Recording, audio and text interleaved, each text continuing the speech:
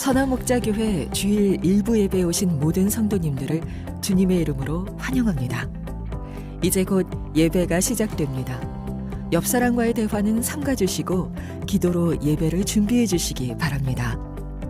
핸드폰 전원은 꺼주시거나 진동 모드로 전환해 주셔서 모든 성도들이 다 함께 은혜로운 예배를 드릴 수 있도록 협조해 주시기 바랍니다. 감사합니다. 할렐루야. 오늘 이른 아침 일부 예배 함께 하시는 모든 성도님들 주님의 이름으로 환영하고 축복합니다. 오늘도 우리 주님 예배 받으시기에 합당하신 줄 믿습니다. 그 주님 앞에 우리의 온 마음과 정성을 다한 예배 이 시간에 올려드리기를 원하는데요, 우리의 능력 되시고 힘 되시는 우리 그 주님 앞에 우리 큰 감사의 영광의 박수 올려드리며 이 시간 주님 앞으로 찬양으로 나아갑니다.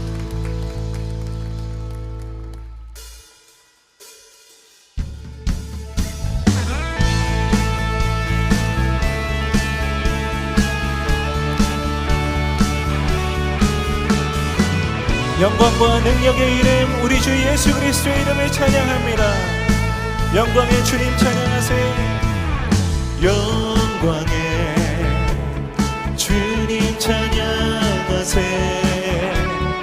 모든 영광 능력 찬송 예수님께. 영광의 주님 찬양하세요. 주의 백성 모두 함께 찬양하세. 두 손을 높이 들고, 두 손을 높이 들고 주 이름 찬양. 존귀와 영광 모두 주 예수님께. 영광의 주님 찬양하세. 주 계시고 부활하신 만왕의 왕. 한 번 더 영광의 주님 찬양하세. 영광의 주님 찬양하세. 모든 영광 능력 찬송 예수님께.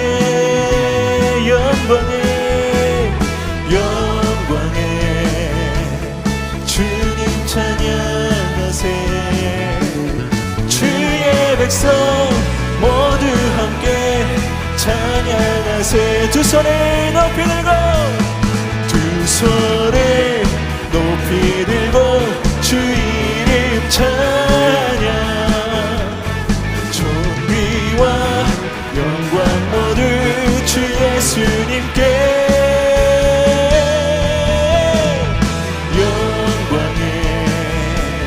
주님 찬양하세.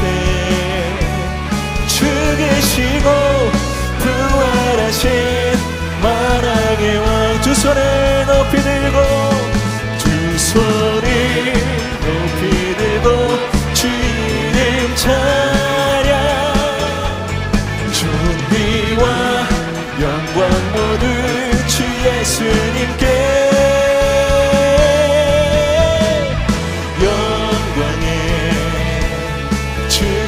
찬양하세. 주 계시고 부활하신 만왕의 왕. 한 번 더 두 손을 높이 들고 주 이름 찬양. 존귀와 영광 모두 주 예수님께.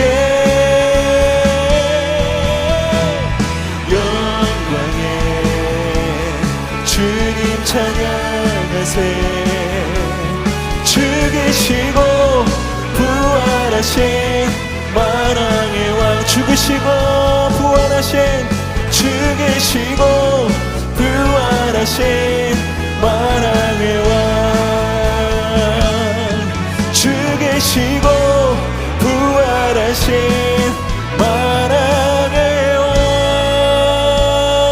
우리의 능력 되시는 그 주님의 이름을 찬양합니다.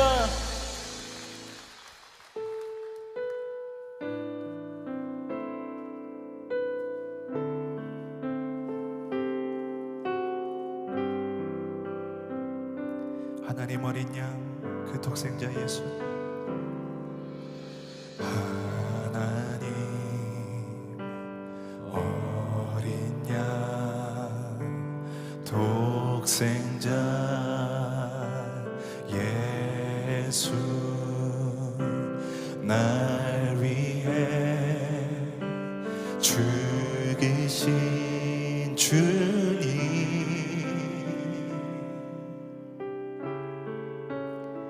주 흘리신 그 보혈이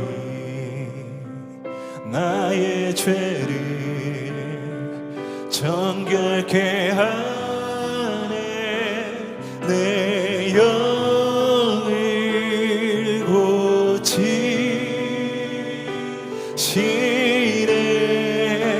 송축하리라.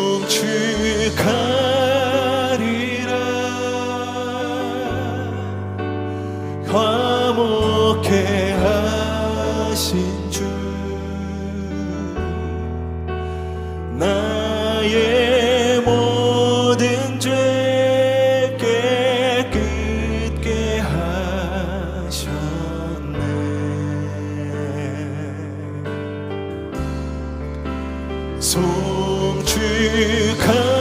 송축하리라. 귀하신 어린 양, 모두 절하고 모두 외치리라.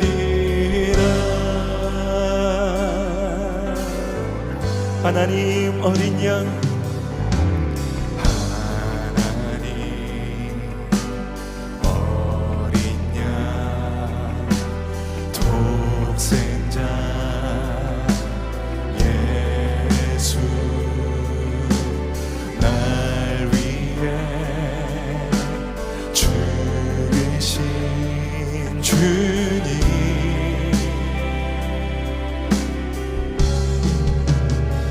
주 흘리신 그 보혈이 나의 죄를 정결케 하네. 내 영을 고치시네.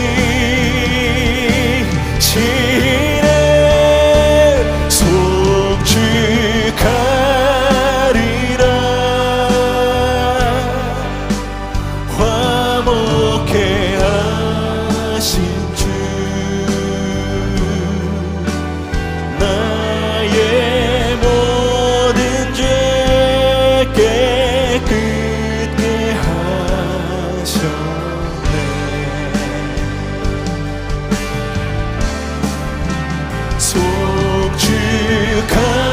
송축하리라.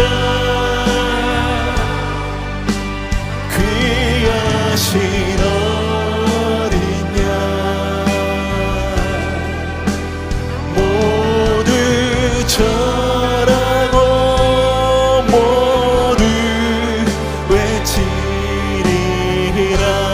그 주님의 송축함이라. 할렐루야. 송축하리라.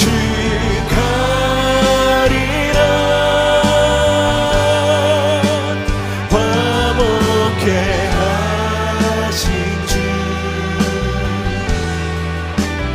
나의 모든 죄 깨끗게 하셨네.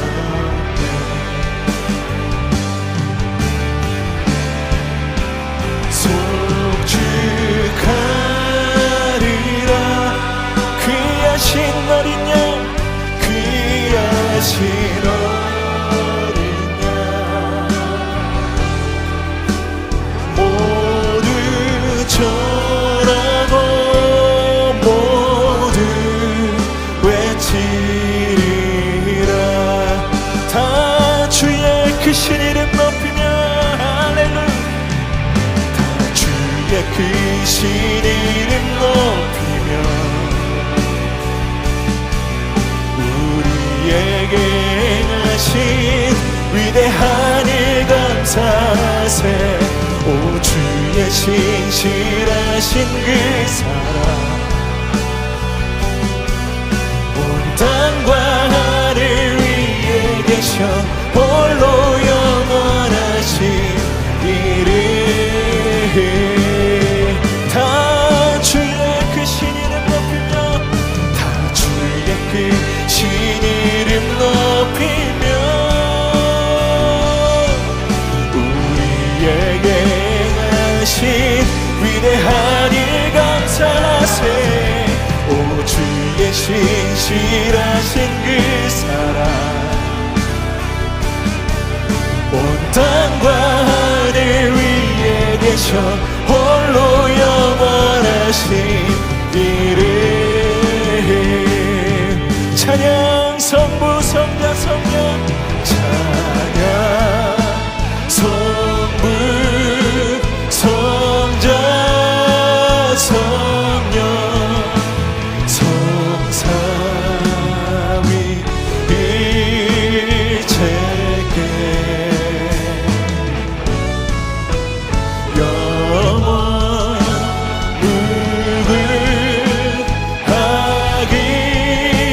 무궁하기까지 영광을 돌리세 우리 주님께 영광을 돌리세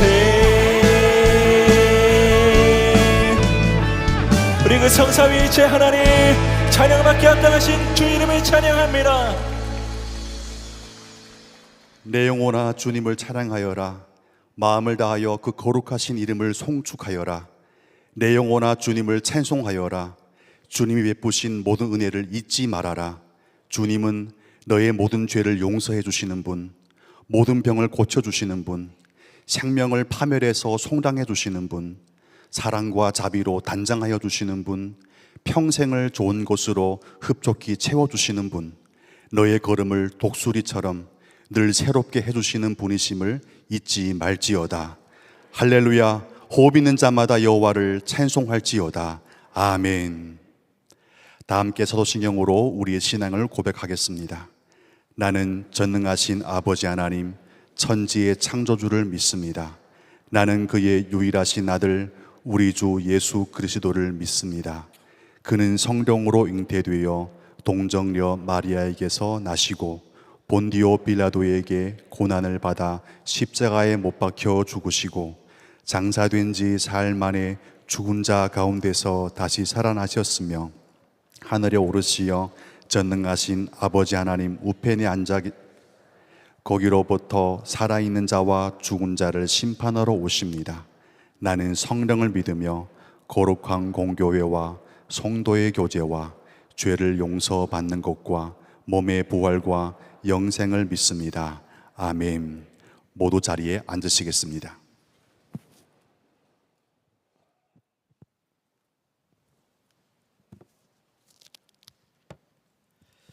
사랑과 은혜가 풍성하신 하나님, 계속되는 무더위와 폭염 속에서도 우리의 삶을 지키시고 주의 은혜로 보호해 주신 주님의 무한하신 사랑에 감사와 찬양을 드립니다.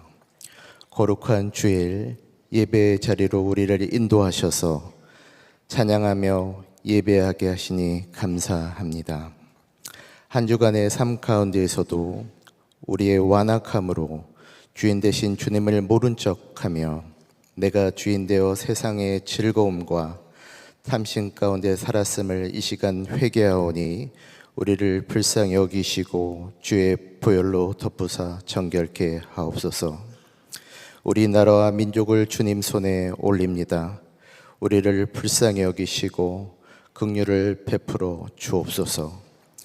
정치, 경제, 외교 및 나라의 모든 영역 가운데 하나님의 정의와 공의가 바로 서게 하시고 나라의 위정자들에게 겸손한 마음과 지혜를 허락하사 국민을 위해 정직하고 올바른 정치를 하게 하소서. 오직 주님만을 두려워하며 경외하는 자들이 나라의 지도자들로 세워지게 하소서. 선한 목자교회 모든 성도들이 말씀 함께와 동행인 길을 통해 주님과 더 깊이 교제하게 하시고 주님과 동행함으로 이웃들에게 복음을 전하며 아픔과 슬픔을 위로하고 사랑하신 주님의 삶 가운데 전하는 사랑으로 소문난 성도들과 교회되게 하소서. 성령 안의 기쁨으로 사역 감당하며 나가는 성도들 되게 하소서. 미국 필라델피아 감리교회 부흥회와 동부 비전 트립의 일정 중에 계신 김다희 목사님께 영육의 강건함과 성령의 충만함을 더하사 넉넉히 감당할 힘과 지혜를 주옵소서. 이 시간 말씀을 들고 단위에 서시는 전승훈 목사님께 성령의 권능을 더하사 선포되어지는 말씀을 통해 듣는 모든 성도들의 영적인 귀와 눈이 더욱더 활짝 열리게 하시고 질병으로 고통 중에 있는 성도들이 치유받고 낙담한 자 위로받고 세임을 얻는 은혜를 더하여 주소서. 이 땅 가운데 빛과 소금 되는 성도들로 살아가게 하소서.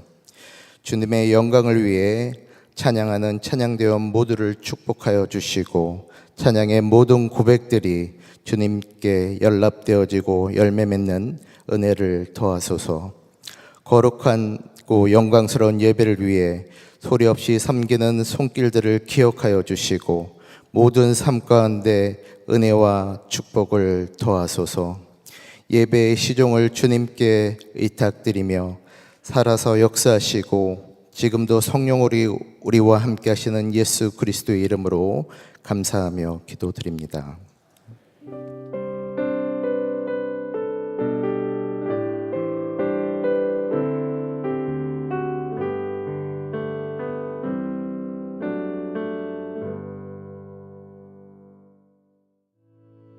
교회 소식을 알려드리겠습니다.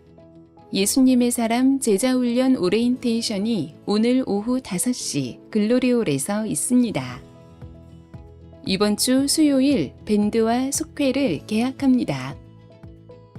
이번 주 금요 성령 집회는 단기 선교 닫는 예배로 모입니다. 개학을 맞아 9월호 말씀 함께 1인 1권 무료 나눔을 합니다. 오늘 로비에서 받으시고 온 성도가 말씀 묵상에 동참하시길 바랍니다. 구독자는 1개월 연장되어 우편으로 발송됐습니다. 선한목자교회에 처음 오신 새가족 여러분을 환영합니다. 1층 새가족실에 가시면 교회 등록과 교회 생활에 대한 안내를 받으실 수 있습니다. 매일 말씀 함께와 예수 동행일기를 통하여 주님과 동행하는 한 주 보내시길 바랍니다. 필라델피아 선한목자교회 부흥회가 금요일부터 미국 시간으로 주일까지 진행하게 되는데요. 담임 목사님께서 강사로 섬겨주십니다. 필라델피아 지역에 말씀의 은을 통하여서 큰 부흥이 임할 수 있도록 여러분 함께 기도의 마음을 모아주시면 감사하겠습니다. 이 시간 다 함께 주님을 경유하는 마음으로 자리에서 일어서시겠습니다. 오늘 우리에게 주시는 하나님 말씀은 에베소서 2장 16절 말씀입니다. 생명의 말씀을 굳게 잡으십시오. 그리하면 내가 다름질한 것과 수고한 것이 헛되지 아니하여서 그리스도의 날에 내가 자랑할 수 있을 것입니다. 아멘. 주님 말씀입니다. 다 함께 자리에 앉으시겠습니다.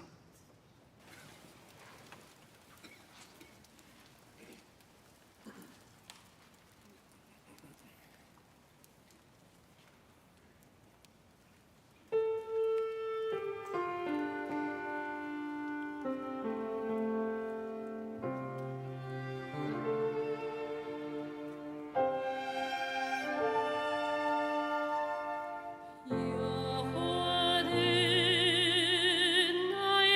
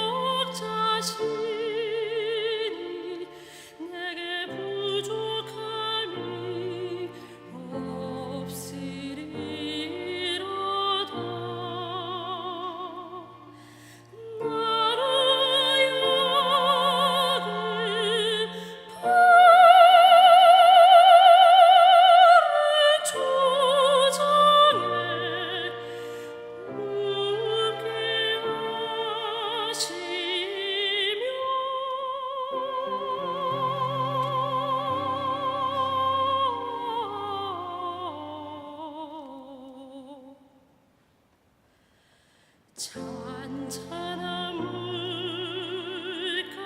잔잔한 물가로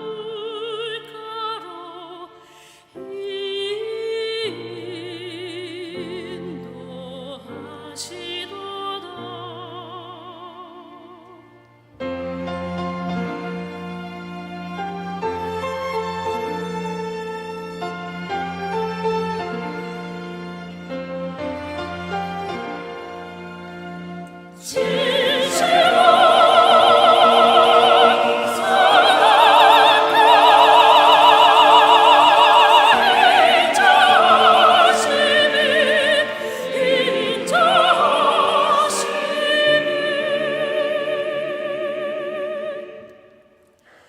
나의 사는 날까지 나를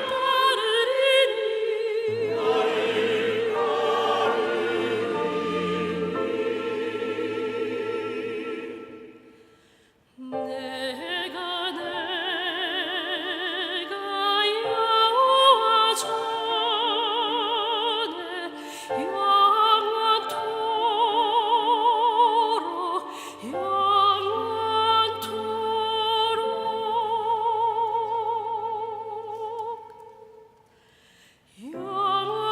영원토록 거하리로다.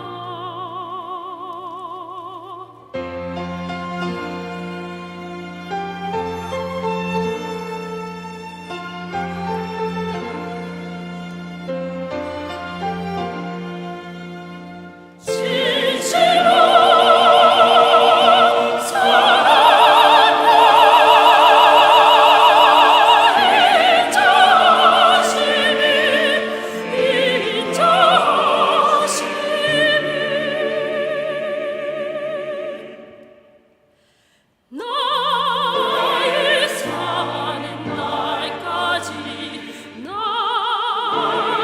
따르리니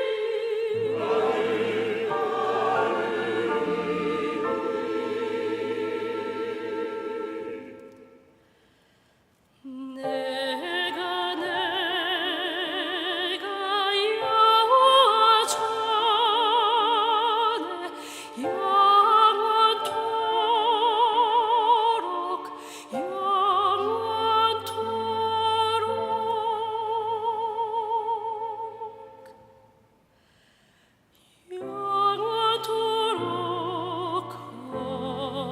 거하리로다.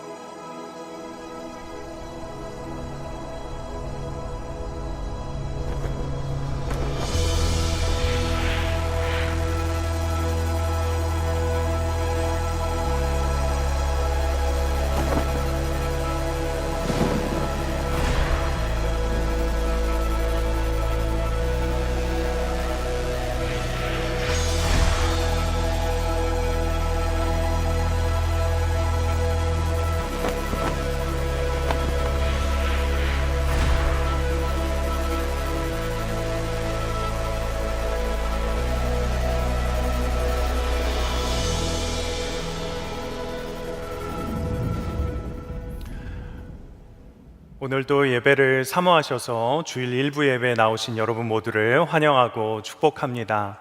예루살렘 찬양대의 아름다운 찬양 감사드립니다. 오직 성경 다시 본질로 돌아가다 두 번째 시간입니다. 오늘도 말씀의 은혜를 받고 말씀을 붙잡고 살아가시게 되시는 여러분들 모두가 되시기를 축복합니다.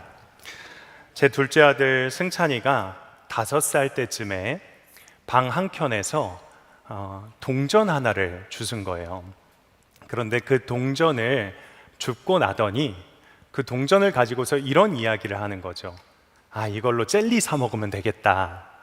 이렇게 이야기를 하면서 돌아다니기 시작하는데 계속 젤리 사 먹으면 되겠다, 젤리 사 먹으면 되겠다, 그렇게 이야기를 하는 거예요. 그런데 한 손에 동전을 잡고 있으니까 뭘 할 수가 있겠어요? 아무것도 할 수가 없는 거죠. 그래서 제가 그 모습을 보고서 승찬아, 그 동전 아빠한테 줘. 아빠가 마트 가면 맛있는 거 많이 사줄게. 그랬더니만 승찬이가 저에게 동전을 줬습니다. 그런데 그렇게 동전을 주고 나서부터 불안했던 거예요. 그 동전 있어야 되는데, 그 동전으로 젤리 사 먹어야 되는데, 아빠 나 그 동전 줘야 되는데, 혼잣말로 그렇게 계속 이야기를 하는 거죠. 제가 그 모습을 보고서 이야기를 해줬어요. 승찬아, 아빠가 지금 너에게 동전을 줄 수 있어. 그런데 대신에 그 동전을 가지고 가서 마트에서 네가 이 동전으로 알아서 다 사 먹어야 돼? 그렇게 이야기를 해줬더니 아들이 저에게 이야기를 하는 거예요. 아빠, 그럼 형은 어때? 그렇게 이야기를 하길래 제가 이야기해 줬습니다. 형은 돈이 한 푼도 없으니까 아빠가 마트 가면 다 사줄 수 있지.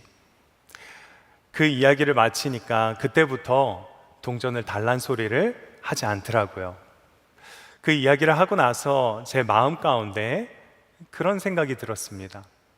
하나님 앞에서도 우리가 이런 모습이겠구나. 반대로 하나님께서는 우리를 보시면서 무엇이라고 말씀을 하실까요? 너 왜 그렇게 시덥지 않은 것에 목숨을 거니? 너 왜 그렇게 별것도 아닌 것만 붙잡고 사니? 그런 마음이시겠구나 하는 생각이 들었습니다. 여러분, 사람들은요, 누구나 무언가를 붙잡고 살아가거나 또는 무언가를 붙잡기 위해서 살아갑니다. 그것이 돈이든지 명예이든지 권력이든지 안락한 미래이든지 어떤 것이든지 붙잡으려고 애쓰지요.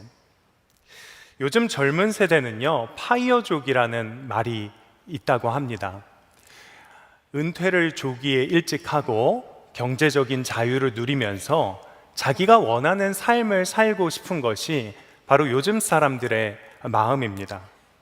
그런데 저는 이런 이야기를 들을 때마다 존 파이퍼 목사님이 하셨던 말씀이 생각납니다.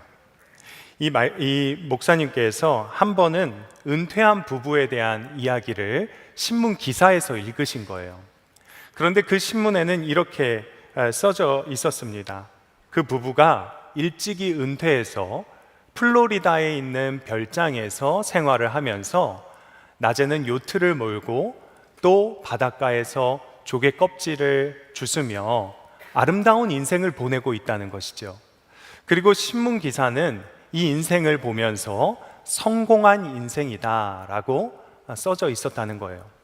그런데 파이퍼 목사님은 이 내용을 보고 성도들에게 말씀하시기를, 여러분, 이것이 정말로 성공한 인생입니까? 하나님 앞에 설 날 그 부부가 들고 서야 되는 것이 조개 껍질이라면 그것이 하나님 앞에서 어떻게 자랑이 될 수 있겠습니까? 말씀하셨다는 겁니다. 여러분, 여러분은 무엇을 붙잡고 사십니까? 또는 무엇을 붙잡기 위해서 사십니까? 사도 바울은 오늘 본문을 통하여서 우리에게 너무나 분명하게 말하고 있습니다. 우리가 붙잡고 영원히 살아야 될 것이 오직 말씀이라는 것입니다. 우리가 영원토록 하나님의 말씀을 붙잡고 살아야 한다는 것을 사도 바울은 강력하게 말하고 있는 것입니다. 10년 전쯤에 한 목사님께서 설교를 하시는데 제가 그 설교를 듣다가 충격을 받았습니다. 그 교회의 전도 축제였던 것 같은데요, 이렇게 실제로 나뭇가지 하나를 들고 나오셨어요. 그리고 성도들에게 물어보시는 거죠. 여러분, 이 나뭇가지가 산 것 같습니까? 죽은 것 같습니까? 여러분 생각에는 어떠세요? 이 나뭇가지가 산 것 같습니까? 죽은 것 같습니까? 어떤 이들은 이 나뭇가지가 아직 푸르르기 때문에 산 것 같다고 이야기하시는 분들도 있을 것이고, 어떤 분들은 이 나뭇가지의 뿌리가 잘려 나갔기 때문에 죽었다라고 이야기하시는 분들도 분명 있을 것입니다. 그런데 사실 우리가 이 나뭇가지와 같은 인생을 살고 있다는 것을 기억해야 됩니다. 영적으로는 죽어 있지만 육적으로는 살아있는 것처럼 생생하여서 살아가고 있다는 것이죠. 그런데 잘 생각해 보아야 하는 것이 무엇인가 하면 우리가 이 나뭇가지와 같이 그대로 살아간다면 우리는 결국 어떻게 될까요? 요한복음 15장 6절에 사람이 내 안에 머물러 있지 아니하면 그는 쓸모없는 가지처럼 버림을 받아서 말라버린다. 사람들은 그것을 모아다가 불에 던져 태워버린다. 정말 무서운 일이지요. 제가 그 설교를 듣는데 충격을 받았습니다. 내가 살아있다고 해서 살아있는 것이 아니구나. 나는 이미 죽은 존재였구나. 그렇다면 여러분, 이 나뭇가지가 사는 방법은 무엇이 있겠습니까?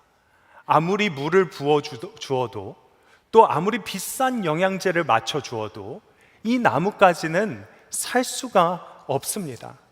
오히려 이미 끊어져 있기 때문에 그 모든 행동을 하는 것이 너무나 고통인 거죠. 왜 그렇습니까? 그것은 바로 이 나뭇가지에게 하는 모든 행동이 다 헛수고이기 때문입니다. 세상의 모든 사람들이 이런 삶을 살아가고 있어요.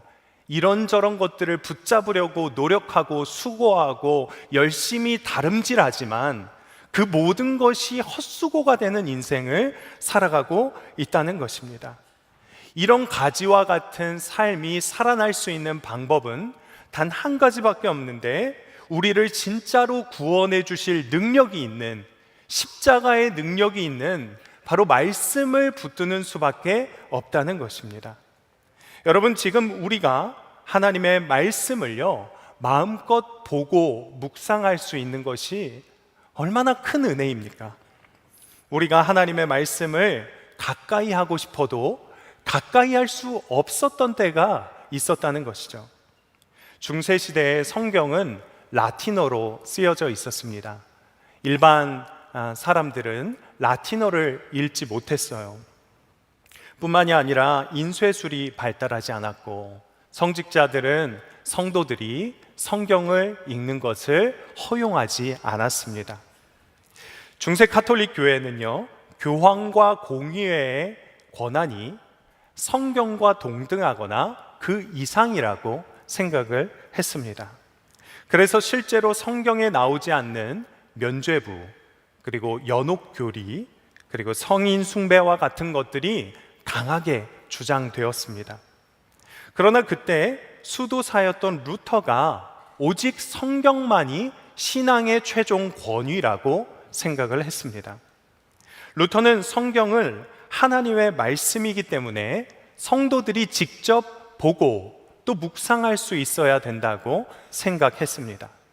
그리고 실제로 목숨 걸고 종교 개혁을 이루는 과정 가운데에서 나온 말이 바로 솔라 스크립투라, 오직 성경이라는 말입니다. 그때 종교 개혁이 일어났기 때문에 우리의 손에 이 성경이 들려 있는 것입니다. 그런데 여러분, 우리는 어떤가요? 이 성경이 정말 생명 같으십니까? 세상에서 가장 많이 팔린 책이 성경이라고 하는데 가장 읽혀지지 않는 책이 성경이라는 이야기 들어보셨습니까? 여러분, 우리가 건강하려면 고루고루 먹고 잠 잘 자고 운동하고 이런 거 누가 몰라요. 그런데 안 되는 거죠. 왜 안 되는 걸까? 그것이 그렇게 살지 않아도 괜찮은 것 같으니까 그렇게 사는 것입니다. 그렇게 사는 게 정말 사는 길로 느껴지지 않으니까 그렇게 살지 않는 것이죠. 그러다가 병은 한 번에 오죠. 괜찮은 게 아니었던 거예요. 속에서는 다 쌓여가고 있었던 것입니다. 그런데 제가 듣기로 고혈압이 있으신 분들, 그런 분들은요, 약을 평생 먹어야 된대요. 고혈압 약을 평생 먹어야 되는 거죠.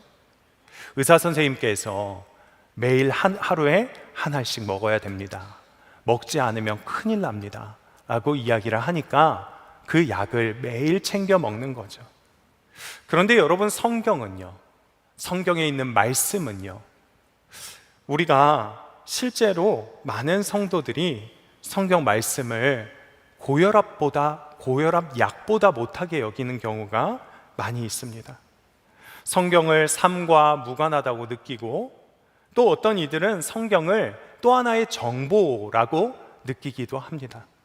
재미없다고 느끼고 종교적인 의무라고 느끼면서 어려운 고전을 읽듯이 읽어 나가는 것이 바로 성경이라는 것이에요. 어쩌면 성경은요, 누군가 말하는 것처럼 버리자기에는 아깝고 취하자기에는 너무나 어려운 계륵과도 같은 존재가 되어버린 것이 우리가 들고 있는 이 성경인지 모릅니다.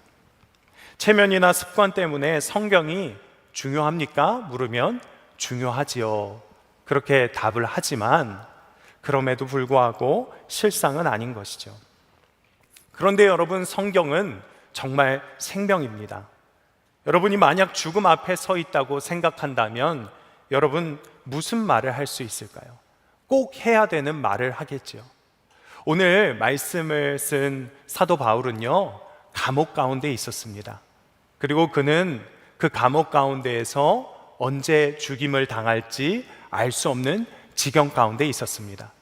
그럼에도 불구하고 그는 빌립보서를 쓰기를 자신을 감옥에서 나가게 해달라, 또는 어떻게든 나를 위해서 기도해달라 라고 쓰지 않고 우리들 모두에게 생명의 말씀을 굳게 잡으십시오 라고 말하고 있습니다. 어떻게 그렇게 말할 수 있을까요? 그것은 바로 죽음을 뛰어넘는 소망을 알고 있었기 때문에 그렇습니다. 우리의 현재 상황의 구원이 뿐만이 아니라 우리의 영원한 나라가 말씀을 통하여서 이루어진다는 것을 알았기 때문입니다. 하나님의 말씀은 우리와 뗄래야 뗄 수가 없습니다. 왜 그럴까요? 창세기 2장 7절에 보면 여호와 하나님이 땅의 흙으로 사람을 지으시고 생기를 그 코에 불어넣으시니 사람이 생명이 되니라 라고 쓰고 있습니다. 사람이 지어질 때 생기가 그 코에 불어넣어졌다고 했지요. 그리고 생명이 되었다고 했습니다. 그런데 여기 나오는 생기를 하이네샤마라고 히브리어는 말하고 있는데, 이 뜻의 다른 뜻 가운데 우리가 잘 살펴보게 될 때 그것은 바로 하나님의 숨결이라는 뜻을 가지고 있습니다. 하나님께서 우리에게 숨을 불어넣어 주셔서 우리가 만들어진 것이죠. 그렇다면 여러분, 우리가 들고 있는 이 성경은 어떻습니까? 디모데후서 3장 16절 말씀은 이렇게 쓰고 있습니다. 모든 성경은 하나님의 영감으로 된 것으로. 여러분, 여기에서 나오는 영감, 이것이 영적인 감동인 것 같은데, 이 헬라어 단어를 보면요, 그 뜻 가운데 하나님의 숨결이라는 뜻이 있습니다. 그러니까 두 표현이 아주 유사한 것이지요. 우리가 지어질 때, 그리고 성경 말씀이 지어질 때 하나님의 숨결이 그 가운데 들어갔다는 것입니다. 그렇다면 여러분, 우리가 살아가는 생명이 도대체 어디에 있습니까? 바로 하나님의 말씀, 그곳에 우리가 살아가는 생명이 있다는 것입니다. 오직 성경에 하나님의 숨결이 들어가 있다는 것이죠. 예수님께서도 말씀하셨습니다. 사람이 떡으로만 살 것이 아니요 하나님의 입으로부터 나오는 모든 말씀으로 살 것이라. 아멘입니다. 그러니까요, 여러분, 떡으로 사는 인생은 육신을 잠깐 살게 할지는 모르지만 영원한 생명을 줄 수는 없습니다. 그러나 하나님의 말씀은 우리에게 영원한 생명을 준다는 것입니다. 여러분, 하나님의 말씀 없이 살아가는 삶은요, 살아있는 것이 아니라 그저 버티고 견디는 그런 삶입니다. 뿌리가 잘려서 죽음을 기다리는 자처럼 가치 없고 헛된 삶을 살아가는 것입니다. 여러분, 이게 얼마나 비참한 인생입니까? 얼마나 고통스러운 인생입니까? 제가 얼마 전에 이집트 선교를 다녀왔습니다. 여러분, 이집트 하시면 무엇이 생각나세요? 출애굽기 하시면 아주 성경적인 분이신데, 이집트 하면 피라미드가 생각이 나죠. 제가 피라미드 앞에 서 보니까요, 정말 경이롭더라고요. 정말 놀랍더라고요. 이 피라미드를 도대체 어떻게 지은 거지? 그런 생각이 제 마음 가운데 들었습니다. 그런데 그 피라미드를 보았던 그날, 이제 숙소에 돌아와서 피드백 모임을 하는데 한 집사님께서 그런 이야기를 하시더라고요. 저 피라미드를 지은 왕은 돌만 굴리다 죽었네요 라고 이야기를 하시는 거예요. 그러니까 그게 무슨 말인가 하면요, 저희가 설명을 듣기로 왕이 즉위를 하면 그 다음부터 자기의 피라미드를 짓는다는 거예요. 자기의 무덤을 짓는 거죠. 그러니까 온 백성을 동원해서 자기의 무덤을 짓는 겁니다. 그러니까 왕이 되어서 가장 열심히 한 일이 무엇인가 하면 자기 무덤 짓는 일 가장 열심히 한 거예요. 뿐만이 아니라 가장 큰 업적은 무엇입니까? 무덤 지어 놓은 게 가장 큰 업적인 거예요. 그런데 불현듯 이런 생각이 들어요. 그 일에 동원된 수많은 사람들은요, 그 사람들은 뭐 하다 죽은 거죠? 남의 무덤을 지어주다가 죽은 거죠. 여러분, 이게 얼마나 부질없는 인생입니까? 얼마나 헛된 인생이에요. 여러분, 이렇게 살고 싶은 사람이 어디 있겠어요? 남의 무덤이나 지어주다가 죽는 인생, 그렇게 살고 싶은 사람이 도대체 어디에 있겠습니까? 그런데 그런 사람들이 세상 가운데 너무나도 많이 있다는 거죠. 세상에 무언가를 위해서 열심으로 수고하고 살았는데 그것이 피라미드에 돌을 굴리는 것과 같은 그런 헛된 삶이었다니. 그런데 피라미드를 보았던 그날 선교팀이 아침에 함께 묵상했던 말씀이 있었습니다. 그 말씀이 빌립보서 말씀이었는데, 그 말씀을 다시 한번 제가 읽다가 하나님께서 너무나 정확하게 제게 말씀하시고 계시더라고요. 빌립보서 2장 16절입니다. 생명의 말씀을 굳게 잡으십시오. 그리하면 내가 다름질한 것과 수고한 것이 헛되지 아니하여서 그리스도의 날에 내가 자랑할 수 있을 것입니다. 아멘입니다. 아멘입니다. 정말 이 말씀이 분명하게 붙잡혀지더라고요. 우리가 생명의 말씀을 붙잡게 되면 우리가 수고하고 다름질한 것들이 헛되지 않는 인생을 살아가게 된다는 것이에요. 그날 깨달아졌습니다.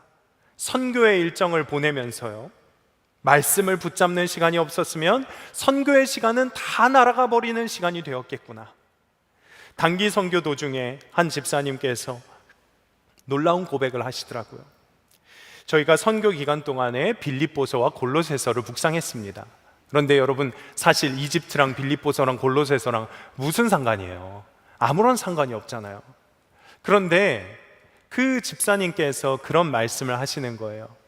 하나님께서 매일매일 어쩌면 이렇게 정확하게 나에게 말씀을 주시고 그 말씀을 이루어 가시는지 모르겠다고 그렇게 말씀하시는 거예요.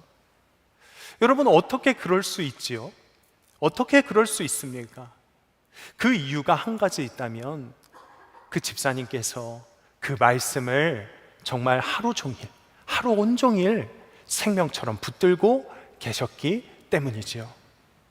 여러분, 오늘 너무 힘들고 어려운 처지에 놓였는데 사람을 의지하거나 또는 책을 의지하거나 다른 길을 찾는 분들이 계십니까? 인생의 의미가 없는 것 같고 목표가 없는 것 같고 또는 다른 목표를 찾으며 헤매이고 있는 분들이 계십니까? 다른 방법을 찾는 분들이 계시다면 잠깐은 진정될지 모르지만 몇십 년간은 괜찮을지 모르겠지만 말씀 안에서 해답을 찾지 못하면 그 시간을 결국 견디는 것밖에 안 된다는 것을 기억하셔야 됩니다. 여러분, 오늘 말씀을 붙잡고 주님이 오늘 내게 이루시는 것을 한번 보자. 그렇게 살아가는 사람과 하루를 말씀 없이 살아가고 그냥 살아가는 것은 너무나도 달라요. 그 날을 헛된 돌을 굴리는 날로 살 것인지, 아니면 생명의 말씀을 붙들고 살아있는 나를 살게 될 것인지 말입니다. 수고가 헛되지 않은 인생을 살아가는 그런 가치 있고 의미가 있는 매일을 살아가게 되시는 여러분들 되시기를 진심으로 축복합니다. 그런데 이렇게 우리가 매일 말씀을 굳게 잡고 사는 인생 가운데 또 하나의 축복이 있다면 그것은 바로 오늘 말씀에 나온 것처럼 그리스도의 날에 자랑할 수 있는 인생이 된다는 것입니다. 여러분, 우리가 하나님 앞에 서게 되는 날 우리가 자랑할 수 있는 것이 있을까요? 세상의 그 무엇도, 그 어떤 것도 자랑할 수 있는 것이 없을 것입니다. 그런데 사도 바울은 오늘 자랑할 것이 분명히 있다라고 이야기합니다.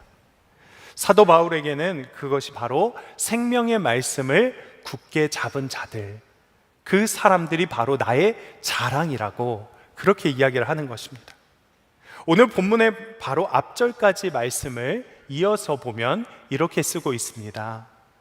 여러분은 흠이 없고 순결해져서 구부러지고 뒤틀린 세대 가운데에서 하나님의 흠없는 자녀가 되어야 합니다. 그리하면 여러분은 이 세상에서 별과 같이 빛날 것입니다. 생명의 말씀을 굳게 잡으십시오. 여러분, 오늘 여기에서 별과 같이 빛난다, 이것이요, 세상에서 어떤 놀라운 업적을 쌓고 세상에서 이름이 드러나고 이런 것이 아님을 알게 됩니다. 왜 그럴까요? 오늘 사도 바울이 바로 그 자신이 감옥에 있었잖아요. 언제 죽을지 알지 못하는 그런 상황에 있었잖아요.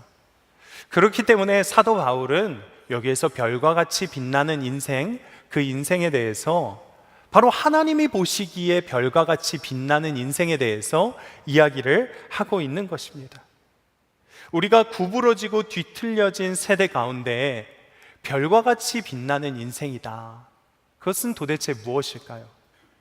생명의 말씀을 붙잡고 사는 자만이 바로 구부러지고 뒤틀려진 세대 가운데 별과 같이 주님을 드러내는 인생을 살게 되는 것이죠. 디모데후서 3장 17절은 이렇게 쓰고 있습니다. 성경은 하나님의 사람을 유능하게 하고 그에게 온갖 선한 일을 할 수 있게 하는 것입니다. 여러분, 하나님의 사람이 유능하게 된다는 것이 무엇일까요? 지혜와 능력이 많아지는 것을 의미하는 것일까요? 여러분, 물론 하나님께서는 우리에게 지혜와 능력을 주십니다. 그런데 그것으로는 하나님의 사람이라고 이야기할 수 없겠죠. 그렇다면 여기에서 유능하게 된다는 것은 무엇을 뜻하는 것입니까? 그것은 바로 하나님의 손에 철저하게 붙들린 삶을 살아가게 된다는 것입니다. 세번역에서는 유능하게 하고 라고 쓰고 있는데 이 말씀을요, 개역개정에서 보면 온전하게 한다 라고 쓰고 있습니다. 온전케 된다는 말에 헬라어가 아르티오스라고 쓰고 있는데 이 아르티오스는 모든 요구를 받아들일 수 있는 능력이 있는 이라는 뜻을 가지고 있습니다. 한마디로 하나님께 순종하는 자, 그것을 뜻하는 것이죠. 자신의 뜻과 맞지 않는다고 할지라도 하나님께서 하시는 모든 요구를 받아들일 수 있다. 그런 사람이 있다면 그 사람이 어떤 사람이죠? 바로 하나님의 사람입니다. 그 사람이 바로 예수님과 동행하는 사람이고 예수님을 닮아가는 사람입니다. 오래전에 제가 처음 사역자로서 막 시작을 하려는 그때쯤 제게는 정말 큰 어려운 관계의 문제가 있었습니다.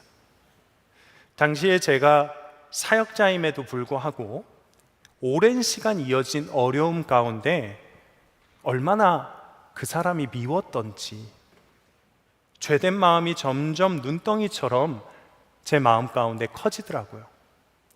어떻게든 그 마음을 해결해 보려고 안간 힘을 썼었습니다. 그러나 결국 실패했고 끝끝내 그 마음이 극한으로 치닫고 있었습니다. 나중에는 제 마음 가운데 그런 마음이 들더라고요.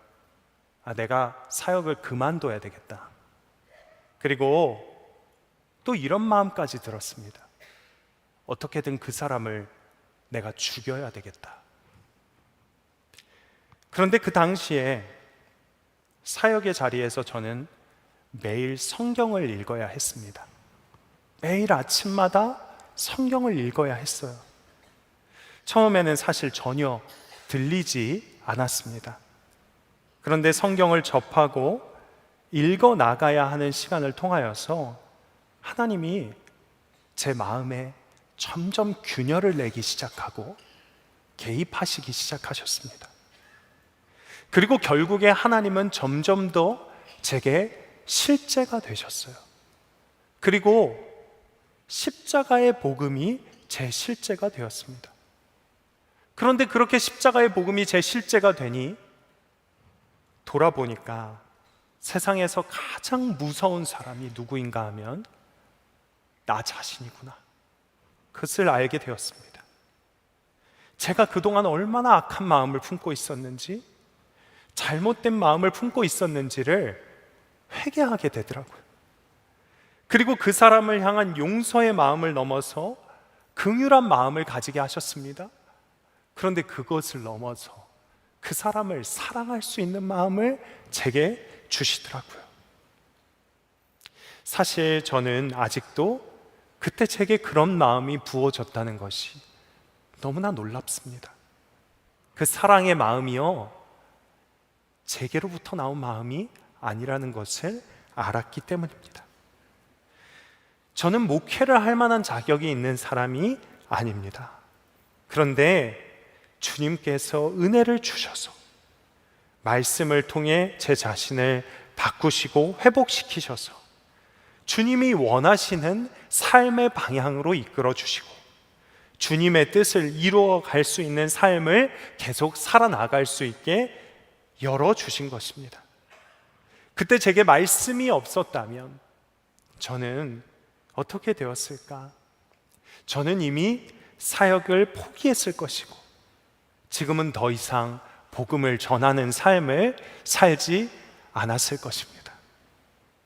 여러분, 억지로라도 말씀을 펴고 읽어야 되는 자리가 있으십니까? 그렇다면 그것은 너무나 놀라운 은혜이고 너무나 놀라운 축복이라는 것입니다. 지금 말씀을 듣는 여러분들 가운데 아주 잠깐이라도 말씀이 생명이구나, 말씀을 읽어야 되겠구나, 그런 마음이 잠깐이라도 드신 분들이 계십니까? 그렇다면 정말 그것은 축복이라는 것입니다. 여러분이 속한 공동체를 통하여서 또는 교회를 통하여서 매일 말씀을 읽어야 된다고 그렇게 듣고 계시다면 그것은 하나님께서 여러분을 만나고 싶으신 것입니까? 하나님께서 여러분을 억지로라도 만나고 변화시키셔서 하나님의 말씀을 들려주시고 붙들어 주시기를 원하시는 것입니다.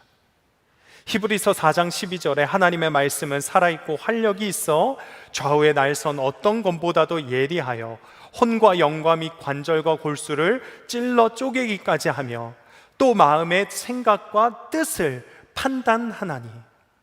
아멘이죠. 성경은요, 세상에 있는 다른 어떤 책들처럼 우리에게 무슨 정보를 주는 책 아닙니다.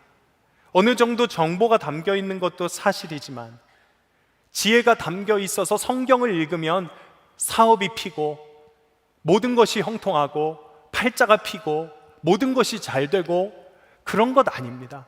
대신 성경은 우리에게 한 가지를 분명하게 해주는데 그것은 바로 하나님이 진짜 살아 계시구나, 하나님이 우리의 삶 가운데 함께 계시구나, 하나님이 우리와 함께 계시는 것을 분명하게 해주시는 것이죠.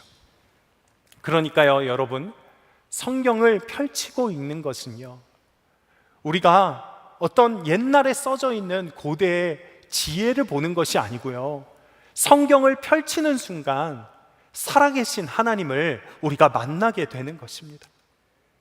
성경을 펼치는 순간 살아계신 하나님의 말씀을 직접 보고 듣게 되는 것이죠. 그렇기 때문에 지속적으로 말씀하시는 그 하나님을 만날 때 우리가 하나님의 사람으로 변화될 수 있게 되는 것입니다. 놀라운 것은 하나님의 인도하심을 받는 사람들은 다 한 길로 가게 되어 있습니다. 시편의 말씀에서 이렇게 말하고 있죠. 주의 말씀은 내 발의 등이요 내 길의 빛이니이다. 주님의 말씀이 등불이라고 하였는데, 오늘 본문 말씀에 생명의 말씀을 굳게 잡으라 라고 있는 말씀을 다른 번역에서는 생명의 말씀을 밝혀라고 이야기를 하고 있습니다. 문맥상으로는 두 가지 의미가 다 맞는데, 딱 바로 등불과 같은 것이, 우리가 생명의 말씀을 굳게 붙잡을 때에 우리는 그 말씀을 비추는 사람이 될 수밖에 없다는 것입니다. 가정에서, 직장에서, 자신이 있는 모든 곳에서 하나님의 말씀을 드러낼 수 있는 사람, 이런 사람이 어떤 사람일까? 바로 구부러지고 뒤틀려진 세대 가운데 빛과 같은 사람이 되는 것이죠. 바로 이 삶이 그리스도의 날에 자랑할 수 있는 인생이 되는 것입니다. 영원히 헛수고하며 가치 없는 삶을 살아갈 인생을 주님이 부르셔서, 그래서 하나님의 날에, 그리스도의 날에 자랑할 것이 있는 인생, 빛을 드러내는 인생으로 살아가게 하시는 거죠. 여러분, 우리가 성경을 손에 붙들면 하나님께서 우리의 손을 붙들어 주십니다. 우리가 주님의 손에 붙들려 이 땅 가운데 삶을 살아갔다면 그리스도의 날이 우리에게 얼마나 기대가 되는 날이 되겠습니까? 미국에 가보면 호수에서 조정 경기를 하는 모습을 많이 볼 수 있다고 합니다. 그런데 그 모습이 참 특이하다고 해요. 왜냐하면 노 젓는 사람들이 모두 다 가는 길이 아니라 뒤편을 바라보고 있기 때문에 그렇습니다.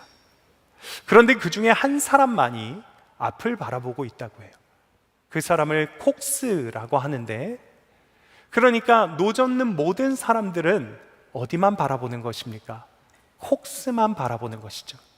그리고 그가 지시하는 대로만 노를 열심으로 젓는 것이죠. 여러분, 우리도 마찬가지입니다. 우리도 우리의 미래를 알 수 없습니다. 내일 일도 알 수 없습니다. 그러나 분명한 것이 있습니다.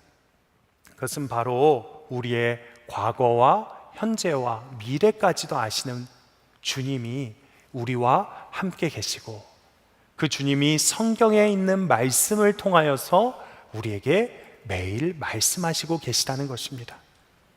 그렇다면 여러분, 마지막으로 묻고 싶습니다. 오늘 여러분은 무엇을 붙들고 사십니까? 또는 무엇을 붙들기 위해 사십니까? 그 모든 것들은 결국엔 사라질 것들이라는 것을 기억하셔야 됩니다. 그러나 우리가 말씀을 붙드는 그 순간 그 말씀은 사라지지 않고 영원한 나라까지로 우리를 인도하는 말씀이 될 것입니다. 내일부터, 오늘부터 매일매일 말씀을 펴고 성경 말씀을 굳게 붙들고 살아가시는 여러분들 다 되시기를 진심으로 축복합니다. 수고하고 헛된 인생이 가치 없는 인생이 되는 것이 아니라 주님 안에서 자랑하는 인생으로 살아가게 되시는 여러분들 되시기를 진심으로 축복합니다. 우리 이 시간 함께 기도했으면 좋겠습니다. 주님께서 우리에게 말씀을 주시니 참 감사합니다. 하나님의 말씀이 우리의 생명입니다. 우리가 성경을 펴고 하나님께서 오늘도 하시는 말씀을 붙들고 살아가기를 원합니다. 주님, 그리스도의 날이 오기까지 말씀 가운데 살아가면서 말씀 가운데 역사하시는 주님을 보며 살아가게 하여 주시옵소서. 그리스도의 날에 자랑할 것이 있는 인생으로 살아가게 하여 주시옵소서. 우리 이 시간 이 기도 제목 가지고 우리 주님의 이름 한번 부르들고 기도하며 나아가겠습니다. 주여, 하나님의 말씀이 생명처럼 계속 들어지는 역사가 있게 하여 주시옵소서. 아버지 하나님의 말씀이 아버지 가시옵고 합된 인생을 넘어서 아버지 하나님의 생명으로 충만한 인생으로 살아가는 우리들 모두가 될 수 있도록 하나님의 말씀을 펼치게 하여 주옵소서. 그리스도의 날이 오기까지 아버지 하나님의 말씀 가운데 아버지의 매일매일 거하고 아버지 하나님의 말씀이 정말 나의 말씀 되어서 매일 합성하는 날이 되는 것이 아니라 아버지 하나님의 말씀 가운데 가치 있는 인생, 의미 있는 인생이 될 수 있도록 아버지 하나님 역사하여 주옵소서. 뿐만이 아니라 그리스도의 날이 오는 그때 아버지 하나님 앞에 자랑할 수 있는 인생, 하나님 앞에만 순종하여서 자랑할 수 있는 인생이 될 수 있도록 아버지 하나님께서 인도하여 주시고 역사하여 주시옵소서. 오늘도 아버지 하나님께서 그렇게 인도하신 것을 믿고 아버지 하나님의 뜻을 이루신 것을 믿고 아버지 하나님의 계획을 이어지게 하신 것을 믿고 아버지 하나님 앞에 우리 모든 성도들 아버지 하나님 맡겨드립니다. 은혜와 사랑이 풍성하신 아버지 하나님, 오늘도 아버지 하나님의 말씀이 우리의 삶을 인도하고 있는 줄로 믿습니다. 오늘도 우리에게 허락하신 말씀 있음을 믿습니다. 주님, 그러나 지금까지 말씀을 생명처럼 붙잡지 않고 살아갔음을 회개합니다. 이제는 더 이상 가치 없고 헛된 것들을 붙든 인생을 넘어서 아버지 하나님의 말씀을 온전히 붙든 인생으로 살아가는 우리들 모두가 되게 하여 주시옵소서. 우리에게 구원을 주시고 우리의 삶에 생명을 더하시는 주님의 말씀만을 온전히 붙들고 살아가는 인생이 되게 하여 주시옵소서. 말씀이 등불 되게 하셔서 이 땅에 복음을 전하는 통로로 쓰임받게 하시고 이 땅을 살리고 회복시키는 삶으로 나아갈 수 있는 우리들 모두가 되게 하여 주시옵소서. 이 시간 주님의 자녀들 마음을 다해 주님 앞에, 생명을 다해 주님 앞에 헌금을 올려드립니다. 쓰이는 곳곳마다 하나님의 나라와 뜻이 이루어지게 하여 주시고 생명이 살아나는 은혜의 역사를 누리게 하여 주시옵소서. 하나님을 경외하는 우리 나라가 되게 하여 주시고 주님의 뜻과 소원을 이룰 수 있는 나라로 우리 나라가 세워지게 하여 주시옵소서. 남북한이 하나 되게 하시고 주님의 영광을 드러낼 수 있는 나라 되게 하시고 김정욱 목사님, 김국기 목사님, 최춘길 선교사님, 장문석 집사님 뿐만이 아니라 억류된 모든 이들이 자유케 되는 은혜의 역사, 그리하여서 함께 예배하게 되는 은혜의 역사가 이루어지게 하여 주시옵소서. 오늘도 우리의 생명 대신 우리에게 말씀을 부어주시는 우리 구주 예수 그리스도의 이름으로 기도드렸습니다. 아멘. 이 시간 다 함께 일어나셔서 함께 찬양하며 봉헌하시도록 하겠습니다.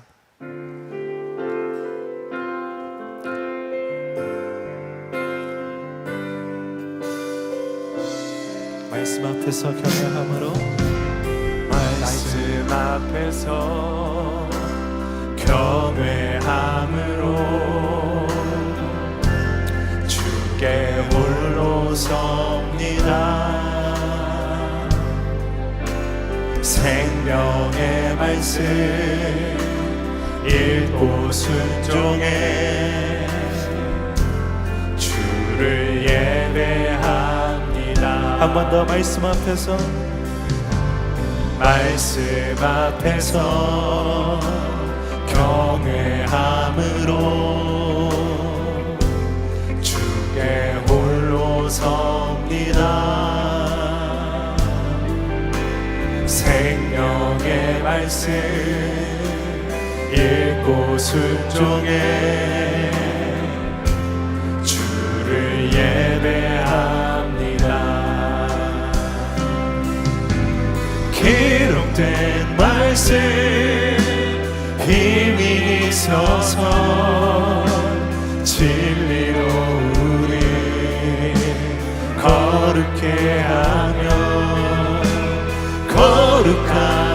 말씀 세세 영원히 복음이 되어 말씀하시네.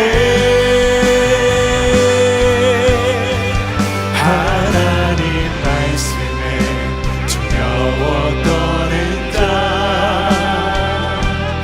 그 말씀에 생명을 거는 자, 한 사람 찾으시는 주님의 약속을 믿어. 하나님 말씀에 명을 거는 자, 순종하며 주 따라가는 자, 영원한 하나님 나라 이뤄갈 주의 교회여, 일어나라. 주 말씀을 누리네. 주 말씀에 우리를 구원해 이르는 지혜이니 목숨과 내 뜻 다해 그 말씀에 복종하라. 하나님 말씀에 두려워 떠는 자, 그 말씀에 생명을 거는 자, 한 사람 찾으시는 주님의 약속을 믿어. 하나님 말씀에 목명을 거는 자, 순종하며 주 따라가는 자, 영원한 하나님 나라 이뤄갈 주의 교회여,